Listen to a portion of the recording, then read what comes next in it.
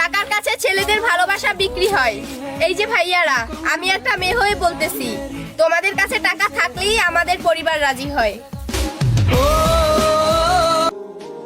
ভিক্ষুকও ভাই দুইবারে বেশি কারো কাছে ভিক্ষা চায় না, আর আমি তো ভিক্ষুকের থেকেও বেহায়া হয়েছিলাম, তবুও তোমাকে পেলাম না।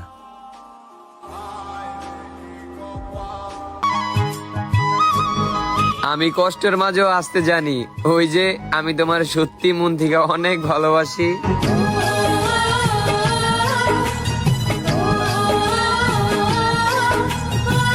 তুমি সময় পাইলে পরে ভাই বৈশা ঘরে, তুমি আমারে কষ্ট দিয়া চইলা গেলা দূরে।